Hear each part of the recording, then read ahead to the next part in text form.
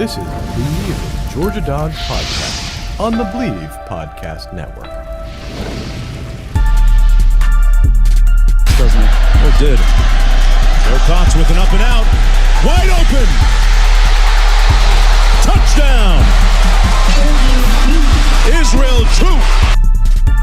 Snap to Young. Drops back. Pressure from the edges. He throws near sideline. And it's intercepted. Intercepted. Keely Ringo at the 21. Off he goes. 40, 50, 45, 40, 35, 30. Near sideline. Breaks the tackle. 20, 15, 10, 5. Touchdown. Touchdown. Touchdown. Georgia. Good evening, neighborhood. How about them dogs? 32, 18. Let the celebration begin.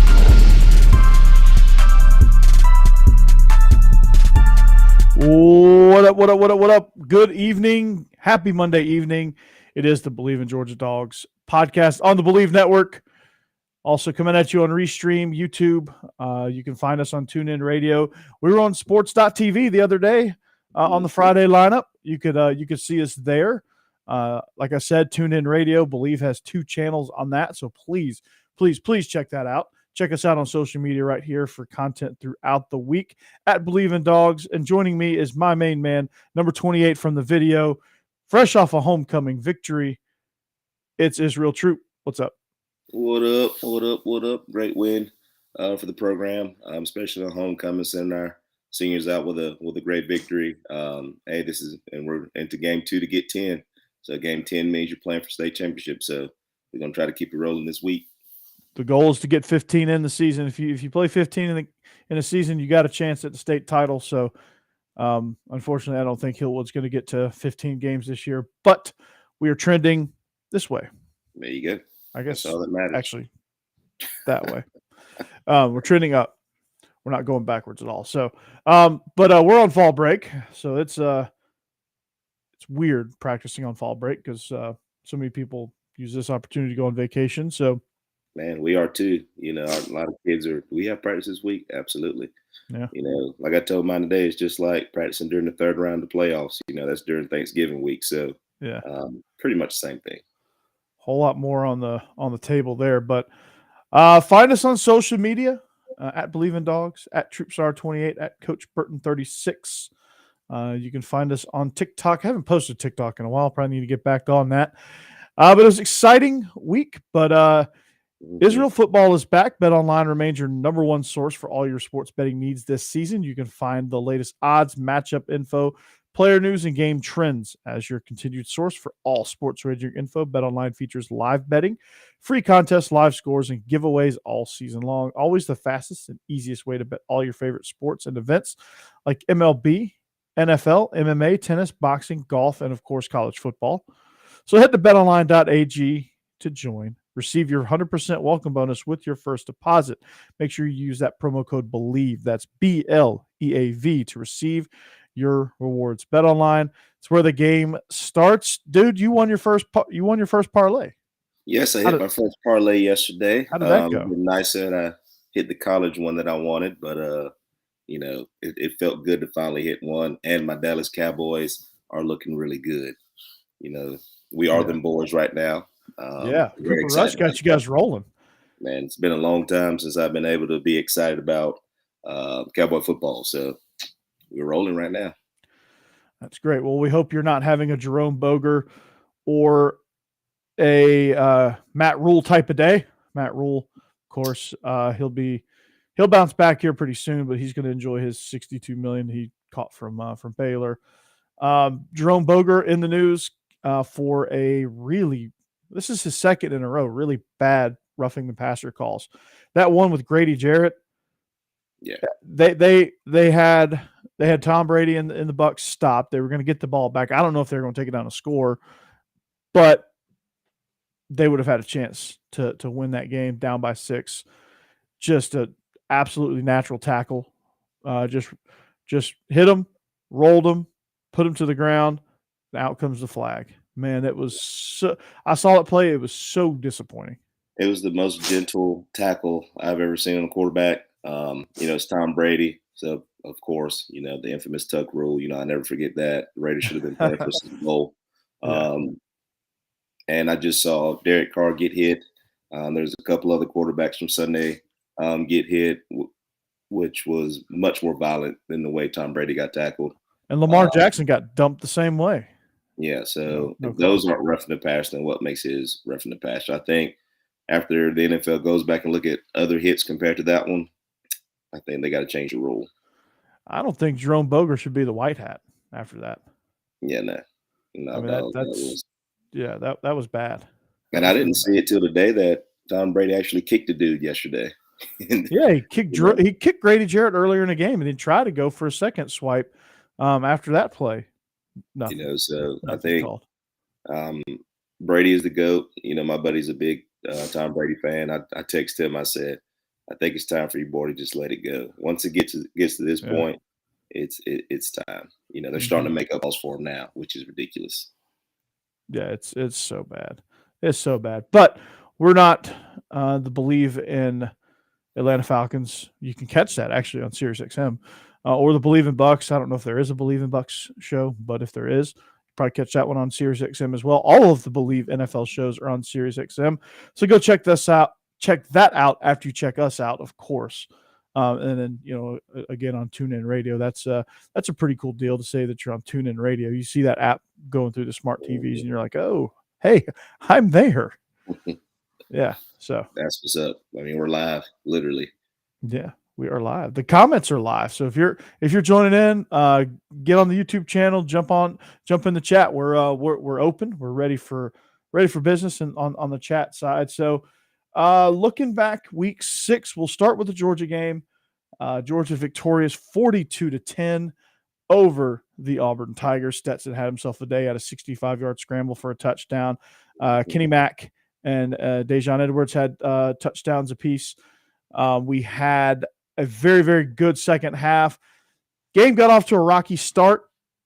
And the only reason it was rocky, Auburn came out to play. They have a good front seven. They had a great game plan to put pressure on Stetson Bennett and the stuff to run and force Georgia to earn every yard. And they did. And Georgia was not clicking at the start of the game. But what matters is they were clicking at the end of the game. And so I know all the alarm bells are, man, they've struggled for 2 full games and a half.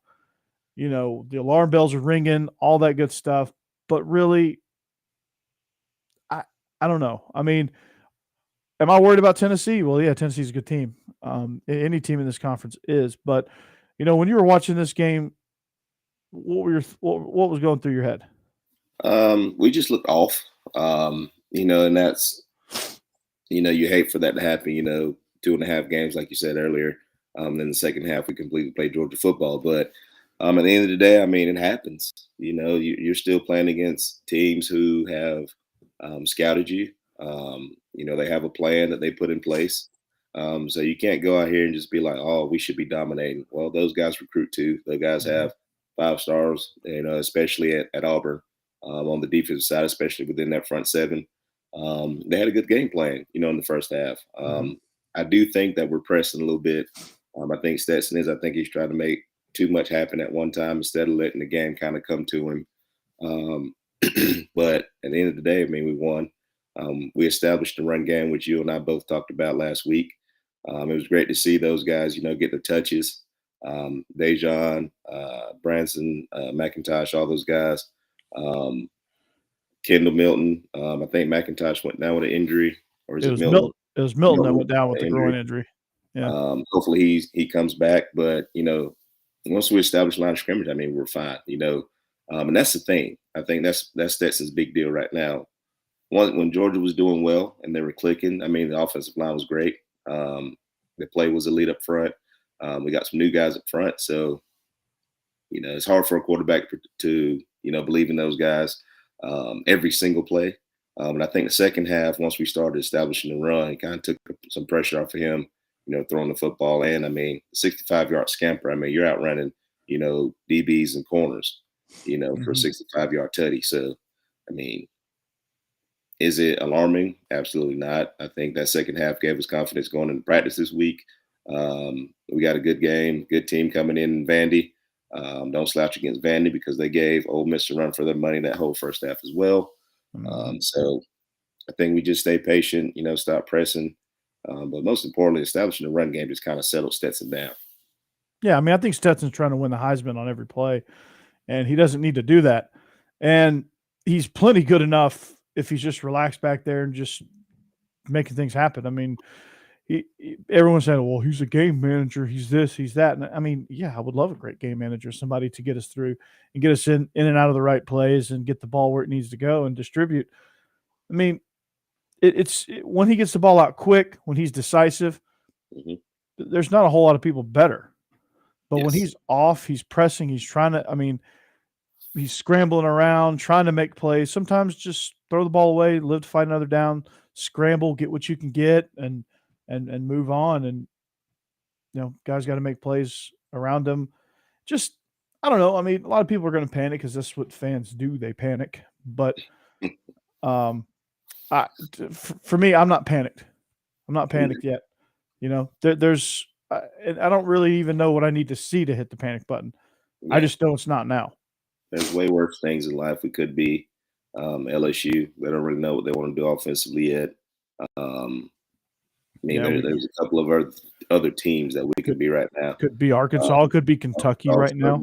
Arkansas, without their quarterback, they don't know. At least we have our quarterback. Yeah. The main thing, honestly, and if you look at the last 3 games, other than the second half against Auburn, we've been able to run the ball. Yeah. Once you're able to run the ball, what happens? Add more people to the ball. Everybody calms down, and your playmakers are going to make plays. Getting A.D. Mitchell back in this lineup will be a huge relief. And if you can't run the ball, people are going to do what? Play man. And we're not good at getting off man coverage right now, simply because there's nobody to stretch the field right now. So it's hard to throw screens, which we know Brock Bowers is the man at screens because they're in press coverage. Our quick game is really tough because they're press. And once we established the run game, what happened? They started backing off, started adding more people to the box, opens up the pass game. So we started hitting some play action shots too down the field, and getting those big chunks of plays really kind of loosens up the secondary, and it's really kind of what you need. So absolutely. You just don't panic. I mean, that's what we needed. Auburn's no slouch up front. That's for dang sure. So you're gonna get it. Like I said, you're gonna get a good test in Vandy this week as well. They play hard, man. Before we lead into the off week, before we play Florida, and before we hit this gauntlet of Mississippi State and Tennessee, and don't forget Georgia Tech, because they are 2-0. Without Jeff Collins, so they are a team to be worried about. Unfortunately. And we'll get more into that, but like the defense, hats off to the defense, playing really, really good against an athletic quarterback. What do you make of Robbie Ashford? I mean, I see some potential there. He's just really raw. Throws everything as an Aldrich Chapman fastball. Yeah, it is. It's fast. I think if they can get some linemen to protect him, I think he's going to be a really deadly quarterback. I try to get a Yankees reference in there for you. He does a good job on power read, which is probably his favorite play. They got the big play, big touchdown on us, kind of ruined the spread for us a little bit. I'm not really excited about that. But at the same time, we held him in check. We hit him a lot, got him frustrated. The fumble that he had, I think he would have scored, or like somebody tweeted me back and said Starks would have made the tackle. But he's got ripped it from him. He's got a lot of potential, and I think they'll be fine with him as long as they give him the keys to it and get some protection around him and get some playmakers around him as well. Yeah, I think so. I think you're right there. And, I think the next guy who comes in for Harsin is going to have his hands full as far as what they're going to do with the quarterback position, how they're going to recruit better at that position, how they're going to recruit better up front, especially in the offensive line.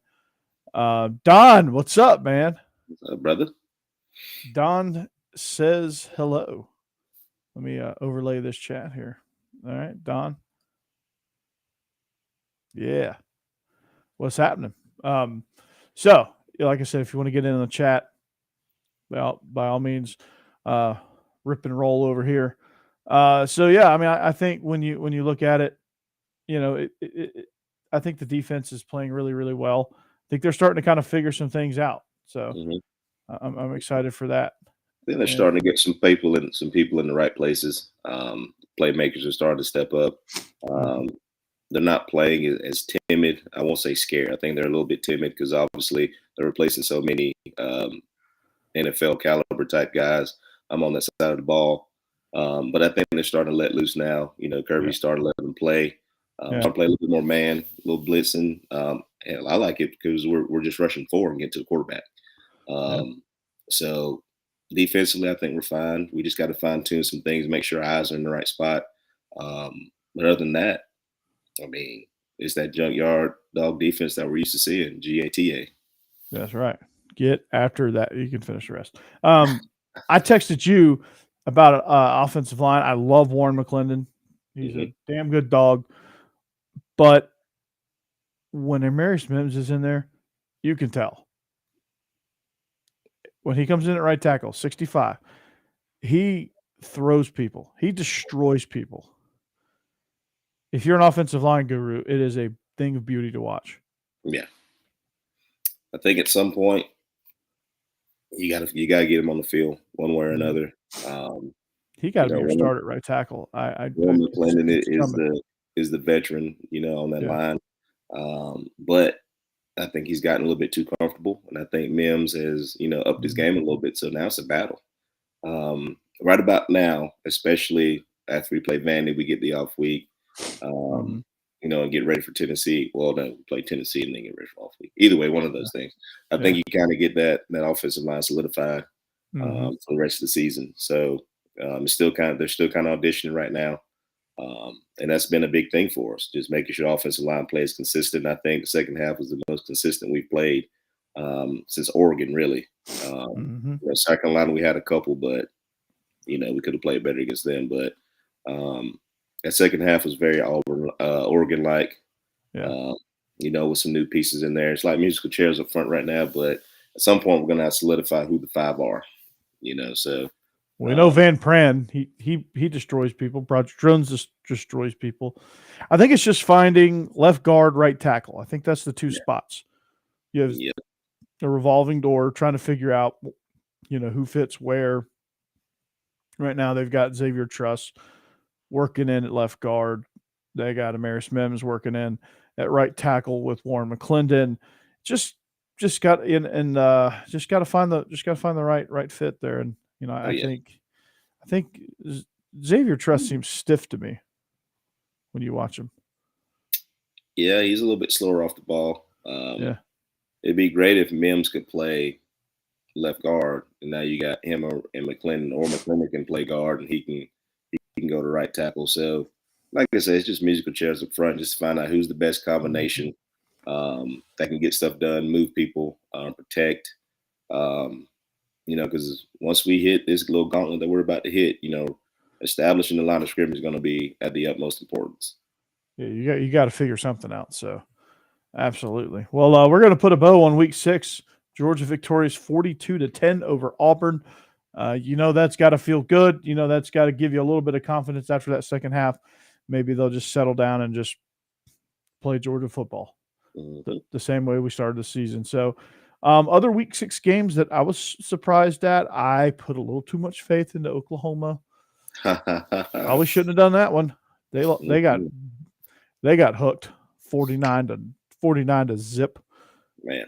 That was bad. I think that's the biggest margin of victory in that whole entire series. Brett Venables is a masterful defensive mind, but they are struggling on that side of the football. They're struggling on offense too. They all of a sudden can't do anything. When you give up 49 and you can't score at all, not even getting field goal range, that's a struggle. That is a struggle. So for a team that was once in the top 10. Absolutely.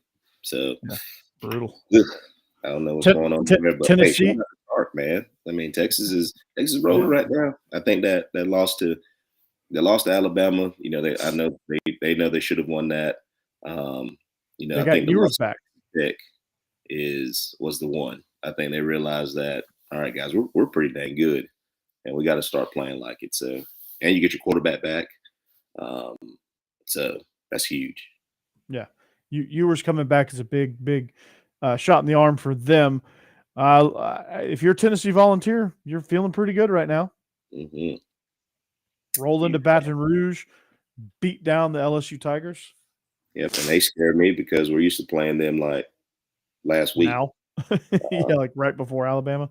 Thanks a lot, Auburn. We're going to play them as soon as while they're hitting their stride late in the season. So I think that game is going to be the deciding factor who wins the East, in my opinion. It will be.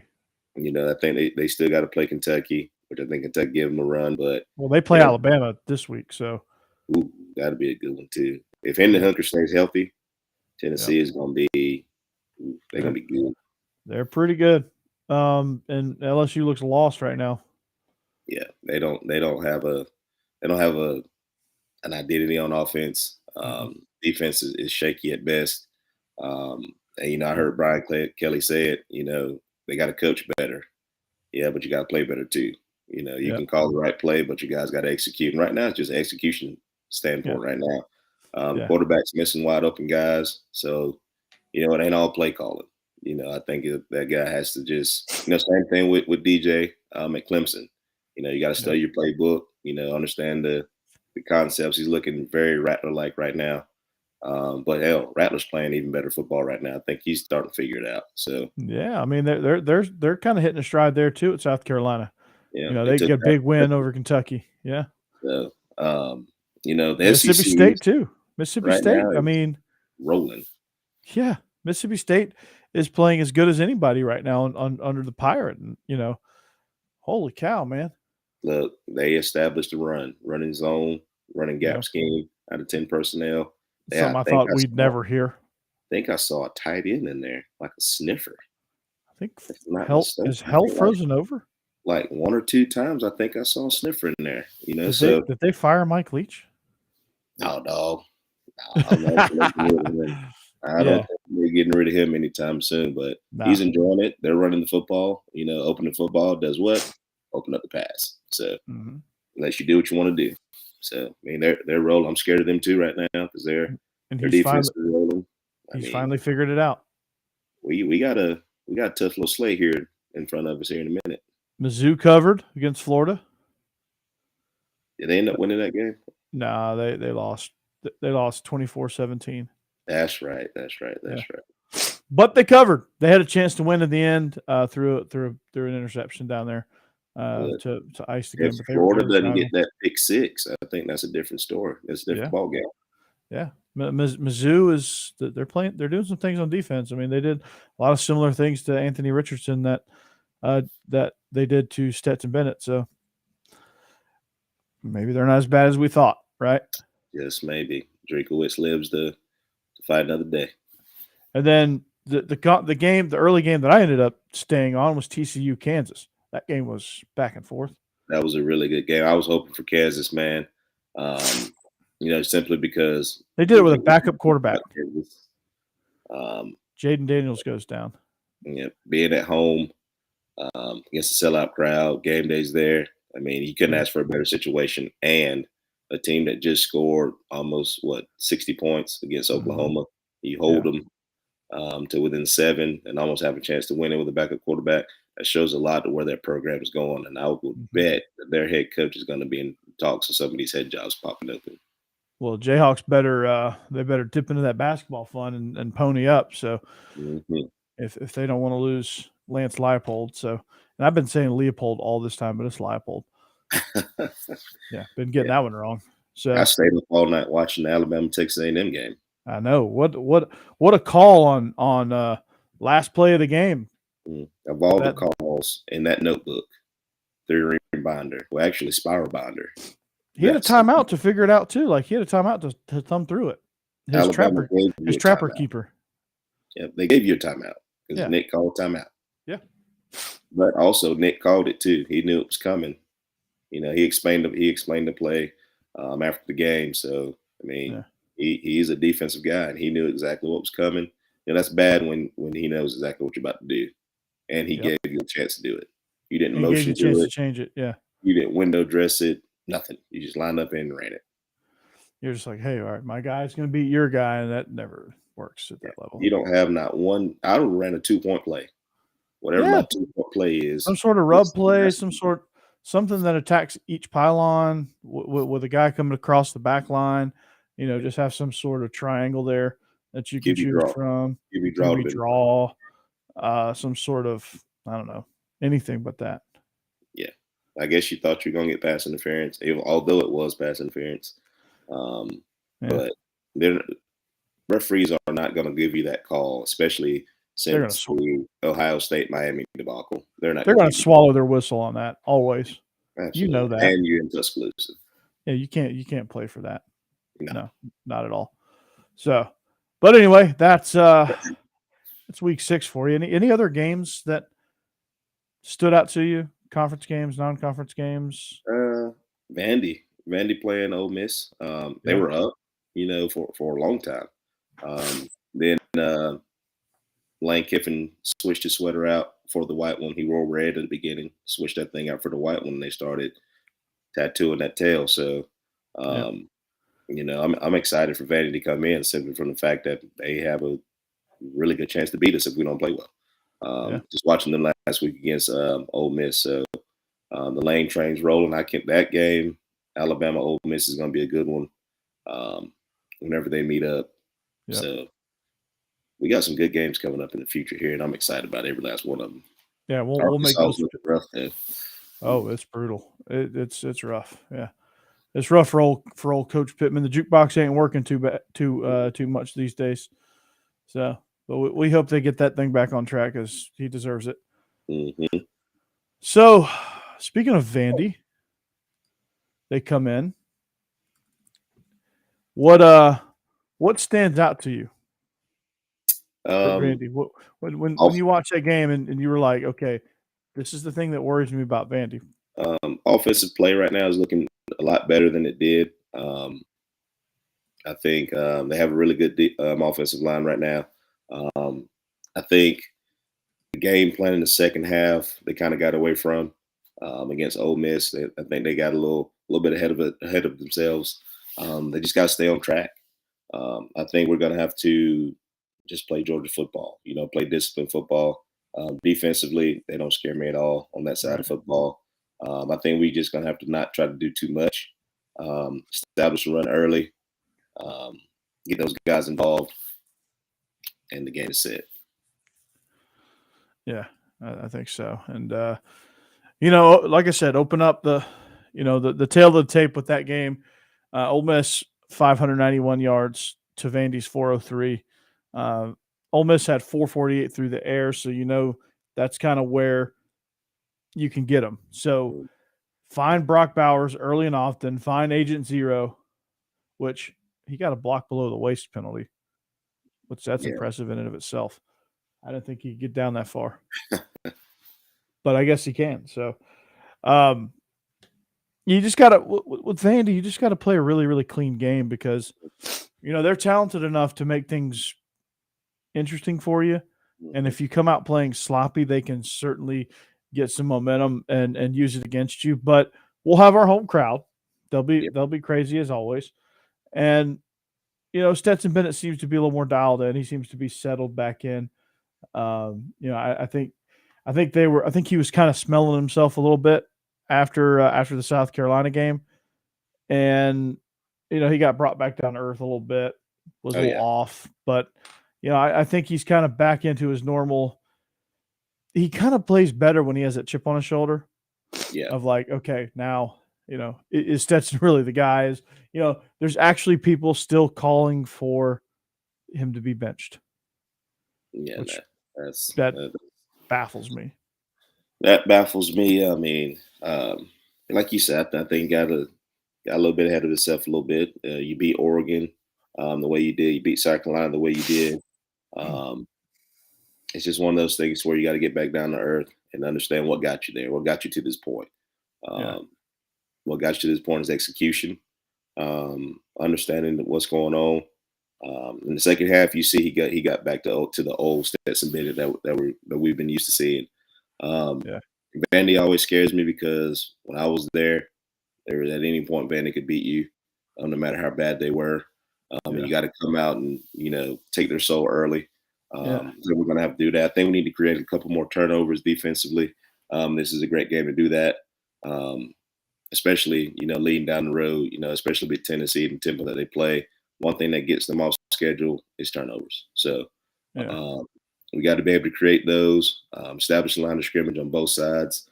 Let's just play a complete game in this game, and send them back to Nashville with a hell. Yeah. Absolutely. And it was a tale of two halves for Vanderbilt. I mean, they just literally ran out of gas. Mm-hmm. Let's just call it what it is. They just tuckered out, man. It was like, it was like putting your kid to bed. They're all riled up and, they win the first couple of rounds and then you get the last laugh. But AJ Swan had a really good day. He was really efficient in the passing game, 27 of 38 for 281 and 2 touchdowns. So he's playing some really good football. Vanderbilt at one point had a 15-yard drive, or 15-play drive, I should say, that scored a touchdown. I think it spanned 85 yards, 15 plays, something like that, which was really good. Looks like Mike Wright is in there getting some carries. Ramon Davis, 27 for 105 and a score. He's the one that capped off that 15-play drive. And, of course, you got to watch out for Jaden McGowan and Will Shepard in the receiving corps. They're going to look for those two guys early and often. And Keely Ringo's going to have his hands full there. Jaden McGowan is about as good as they get. I mean, he just happens to be a really good player on a team that doesn't have a whole lot of weapons. But, again, it's just, just seeing how pitiful this Vanderbilt team was a year ago, to see how they're playing and the complete 180 they've done in year two under Clark Lee is remarkable. Yeah, they're trending in the right direction. I think they're recruiting a little bit more. I think they've kind of laxed the requirements to get into Vandy, because they're sending out letters left and right to some questionable guys, that I know. But that's good though. In order to win, you got to get some athletes there, and sometimes you gotta do what you gotta do. I'm just leaving it at that. So I think that's what they're missing. Vandy is in Nashville. They have a nice campus and stuff like that. I think the facilities are getting better. Coach Clark's doing a really good job, especially from year one to year two. You can see the drastic difference that they've made on both sides of the football. So Vandy's doing some good things. They're just missing a lot of pieces to the puzzle. And once they get that in, I think they'll be a little bit more competitive, and get back to like the Jay Cutler days, when they were surprising people. They were playing really good football. Yeah, with Earl Bennett and those guys, and they're just a thorn at everybody's side, which they're going to be really, really shortly. And they almost knocked off Ole Miss, but it's a pretty surprisingly intense rivalry. I didn't think Vanderbilt had an intense rivalry with anybody, but apparently them and Ole Miss don't really get along. That's their permanent crossover game each year. I never do that. Yeah, they play that crossover game every year, like what we have with Auburn. Yeah, and thanks a lot, Auburn. We're going to get Tennessee when they're trending. Yeah, way to go. We're crying about having to play us in Alabama. Good old Auburn. Well, we're going to play. Welcome to the SEC, bro. Yeah. Yeah, you play tough games every week. It's called the Southeastern Conference. Yeah, every week. Like, come on. I know the East has not been as good as the West lately, but it's getting there. Yeah. Florida will be back in no time. This was kind of expected because they have no weapons, and it's showing. But yeah, final thoughts on Vanderbilt. Again, just play a clean game, get off to a hot start. I think that's the most important thing. I was on the Are You Serious Sports podcast, the SEC kickoff tailgate show or whatever, on Saturday morning with Blake Ruffino. And Joe DeLeon was supposed to be on as co-host, but I think he was having some internet problems. But I jumped on there for a spot, and I say this, and it's very, and I guess you could say it about every team, but for this Georgia team, it's important, especially important for them to start fast offensively. for Stetson to get out there and get in the rhythm. And it's just getting those, like, he just needs a couple like quick chain mover throws that he can get, like a 5-yard throw that nets him, plus 15. Yep. Stuff like that to get him in a rhythm. Then once he gets in that rhythm, he's dialed in. Oh yeah, and one thing I have noticed that we're not playing with as much tempo as we have in the past. But in the second half we started to. One thing about quarterbacks, once they get in rhythm, I mean, it's ball game. Whether it's tempo, whether it's slowing it down, you kind of got to figure out what your quarterback does well. With Bennett, it's about playing with tempo. Yeah. And use him in the run game. We get a 65-yard touchdown run off a QB draw. I mean, the kid's got wheels. Of course, you want to protect him, and hopefully he protects himself. But use him in that run. Use him in the run game. He's a viable option. Our running backs are playing well. We're blocking really well on the perimeter. So it's kind of use those things and kind of build around those, and we'll be fine. I just kind of hope we go out, be injury free against Vandy. Play to the standard, that Kirby wants us to play at, and get ready for this gauntlet we're about to hit here soon. Yeah, absolutely, man. It's going to be a tough one. It's going to be a tough one indeed. We got to get ready. We got to get some things figured out. Got to get some guys healthy. Most importantly, we'll need AD Mitchell for that gauntlet run. We'll need some of those guys. So hopefully they'll get back. Hopefully they'll get healthy. Kendall Milton, comes back after the bye week, hopefully with a healthy groin, and we'll move right along with that. Some other matchups in week 6 that are exciting that we can preview around the conference. Auburn plays Ole Miss. Alabama plays Tennessee. That's going to be a good one. The third Saturday in October, as that game is billed. Which of those two games? I guess Mississippi State, Kentucky is another one that's interesting outside the conference. Clemson, Florida State is an interesting matchup. I think Florida's off, but of those games, where do you see? I think obviously Ole Miss needs to destroy Auburn if they want to gain some confidence. I think this Auburn team is reeling, and the reason they haven't fired Harsin yet is because they don't have an AD. Alabama, Tennessee is one I'm going to keep my eyes on because you're looking at the potential SEC East champion in Tennessee, which I guess a lot of people are saying right now because it's kind of the cool thing to say. But what do you think? Does Bryce Young come back for that one? I'm looking forward to the Alabama Tennessee game simply because I'm looking forward to seeing Tennessee play against a potent defense. With Will Anderson and those guys on that side of football. I think it's a very good preview to our game, honestly. Whether Bryce Young plays or not, Alabama's Alabama.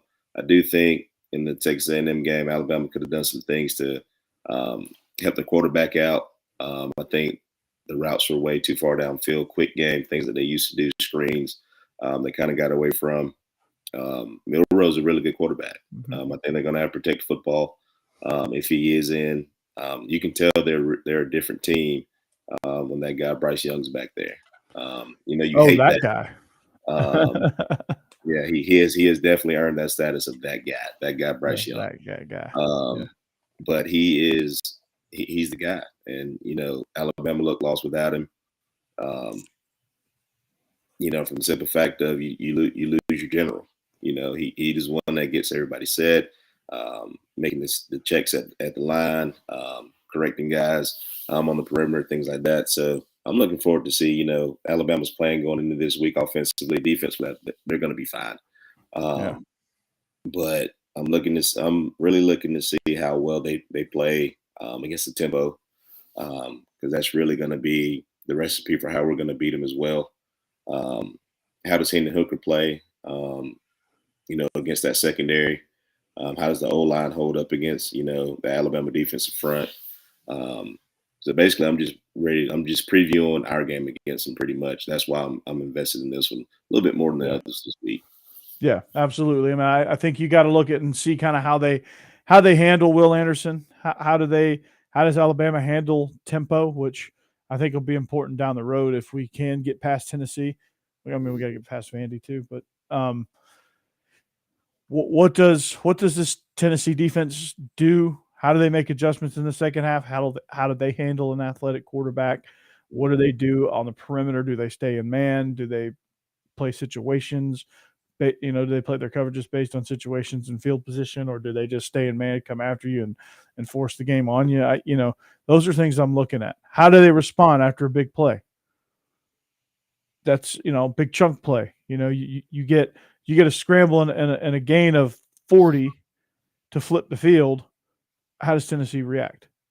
How do they react off a turnover? What do they do off a turnover? How do they react in third and long? What are they going to do? How much heat are they going to put on Bryce Young? Are they going to play Bryce Young scared? Are they going to try to bottle up Jahmyr Gibbs, who's playing out of his mind right now? I mean, it's those questions that I think will define just how real this Tennessee team is. Do they come out timid and play shy because it's Alabama? They don't want to give up too much, or do they just let it all hang out and just let it ride and go? I think this is the first time that Tennessee has a really, really legit chance of winning this ball game. So I think that's why I'm so excited to see. Is this the year that Tennessee takes that step forward? Yeah. And right now they're showing it.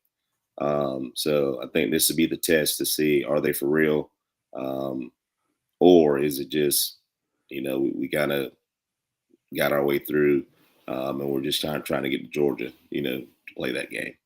Yeah, and we'll see. I mean, we don't get them till November 5th. We get them right after Florida, so that'll be fun.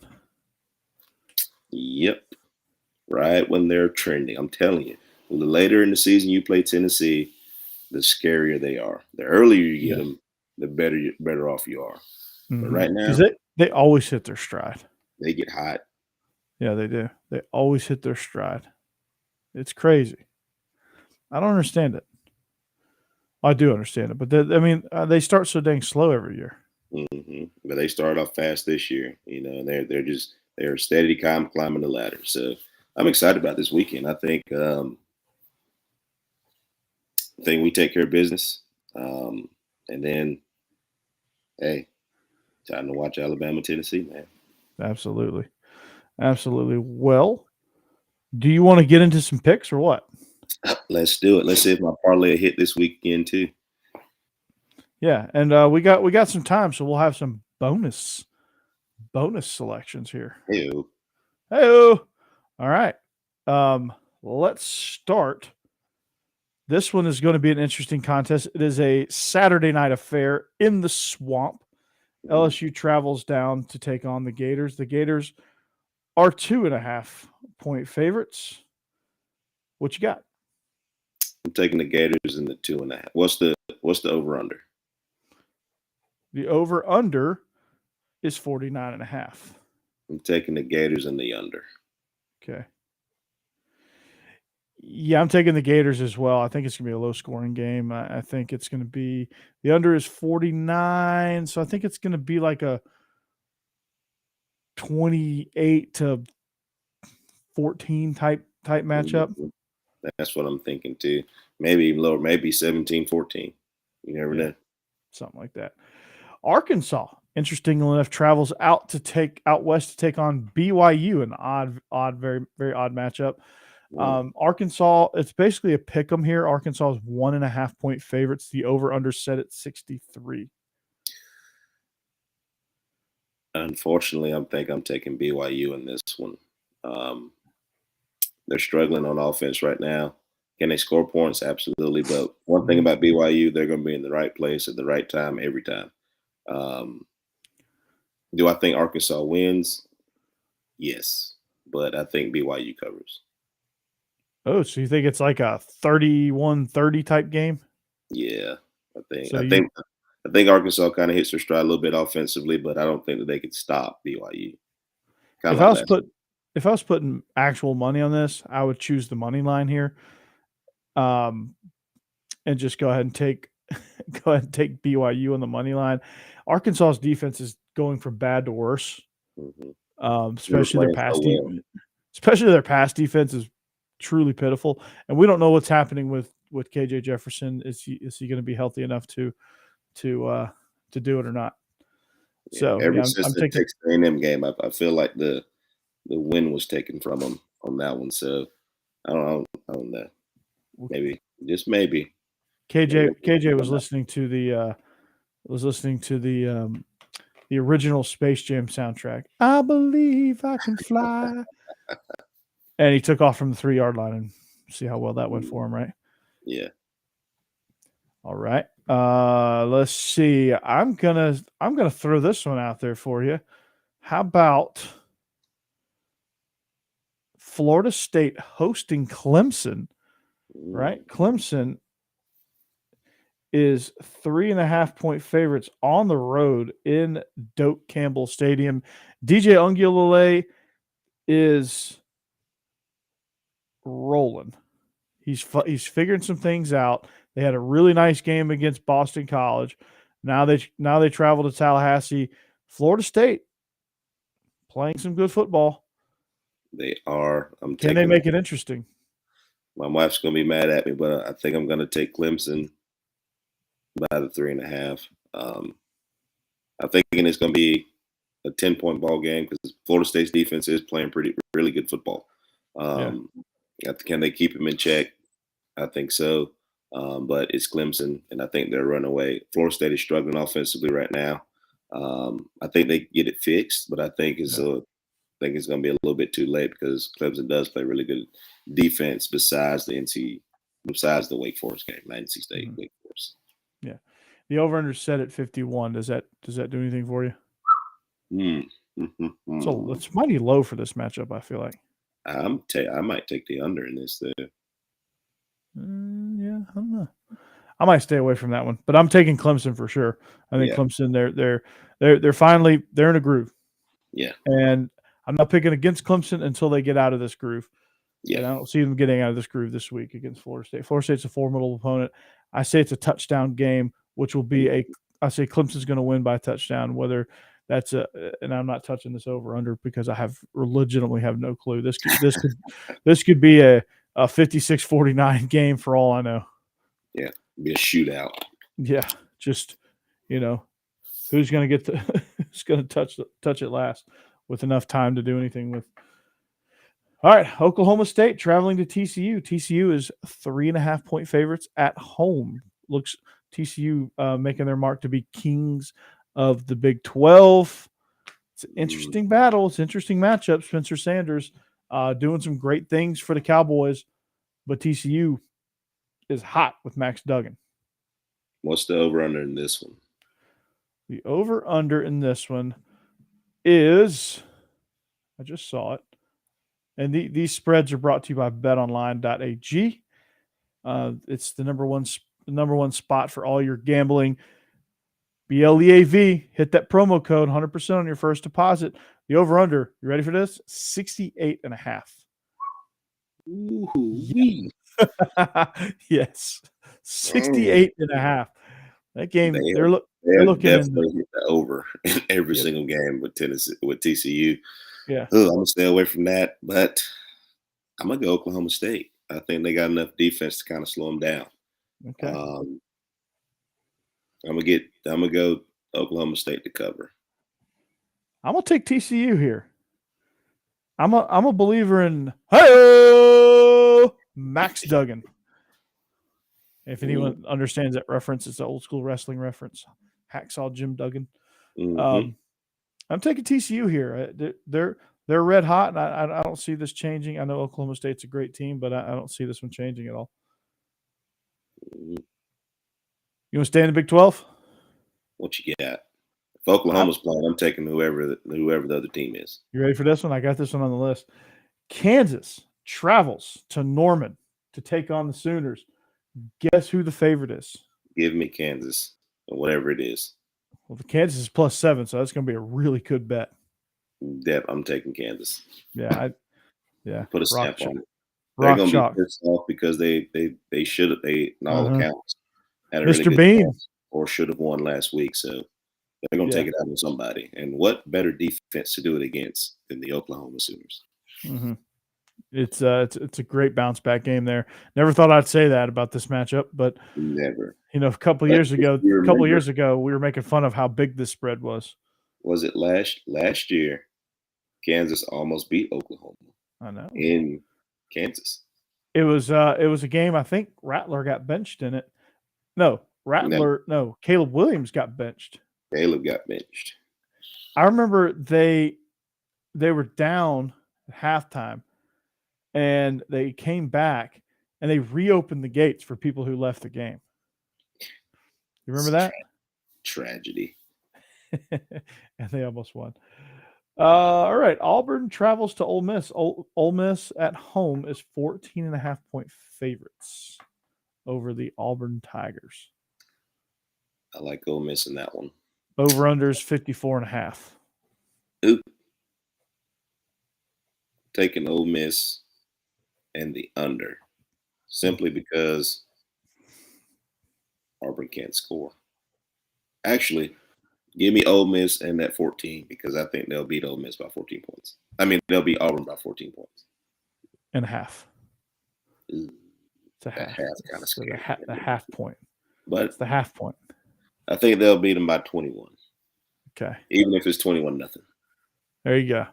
All right. Well, we got two more games. Well, actually, Penn State, Michigan. That's an interesting one. Penn State, Michigan. I only have one more line. All right.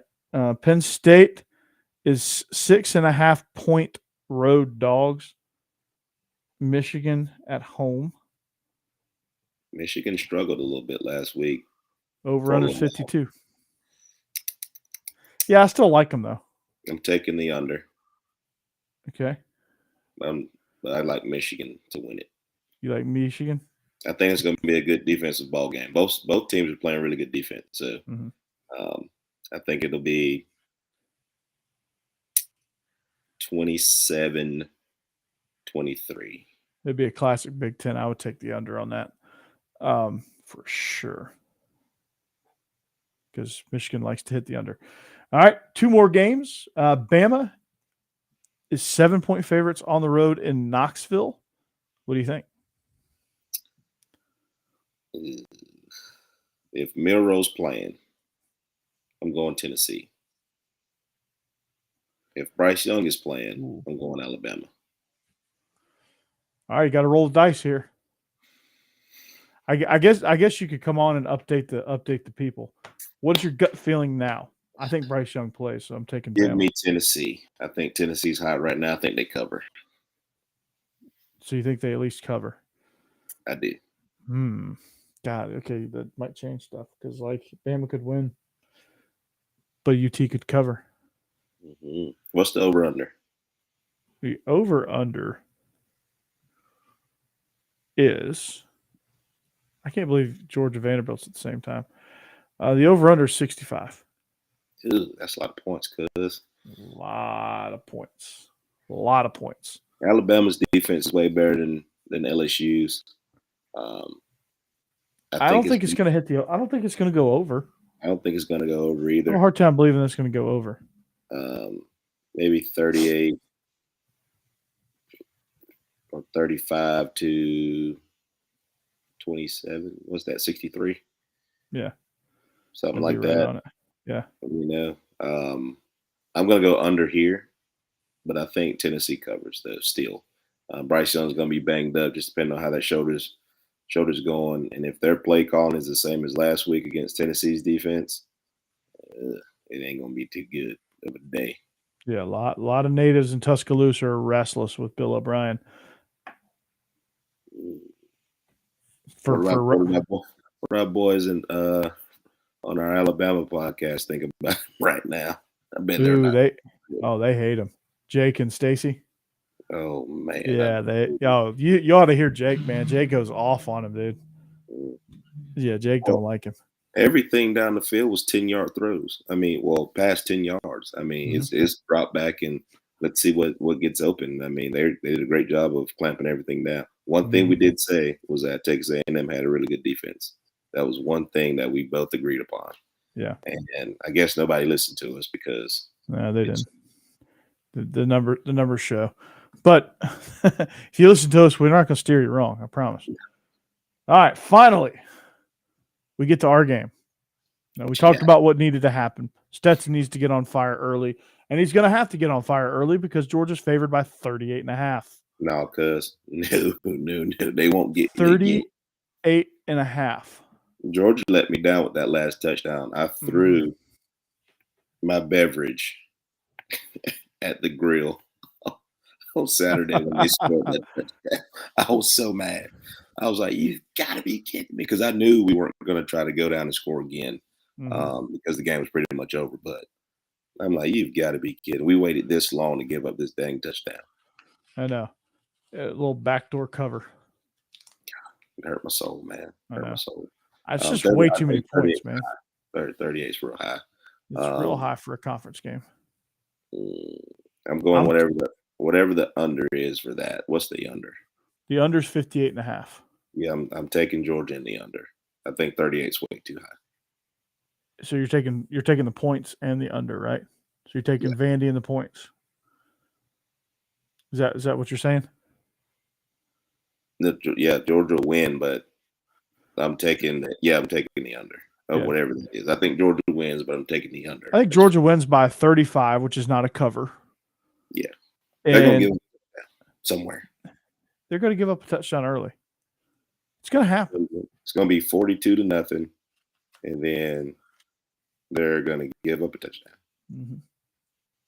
Or if Vandy's already kicked the field goal. I think to cover, Georgia's got to score in the 50s in this game. Yes, they have to. They're going to have to score in the 50s to cover this, and I think they're gonna cap at about.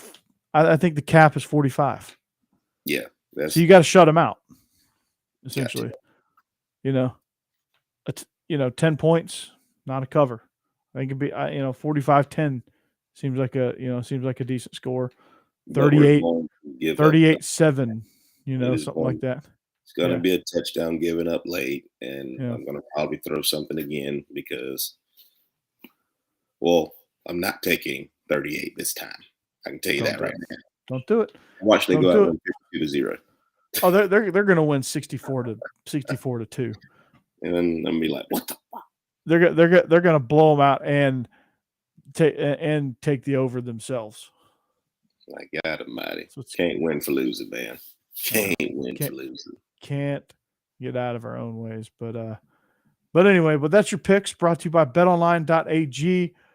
Hopefully there's some good ones, man. We got some out of conference games, got some good SEC matchups. It's going to be a fun weekend of football, of course. It'll be a really good week. I mean, one thing we were just talking about this today. Me and my kids during meetings today, to my seniors of how fast football season comes and goes. I mean, you're only guaranteed 10 games, especially in high school. In college, you're only guaranteed 12. So you got to make the best of them. I mean, practice sucks. Trust me, I know. I played the game. We both have. Game planning sucks because you're there. But you put the work in to get paid on Friday. Friday's payday. Friday's payday. And you go get it. Saturday's payday. So enjoy the journey, man. Enjoy in my case, Thursday's payday. That's right. Y'all play on Thursdays. We have a Thursday game this week and this year too. We have 3 Thursday games. It's weird. One because of fall break, one because of Labor Day, and this one because it's on fall break, during fall break. And we just said, hey, can we play Thursday so we can have a 3-day weekend? So pretty smart. It's smart, but I feel you. It's weird.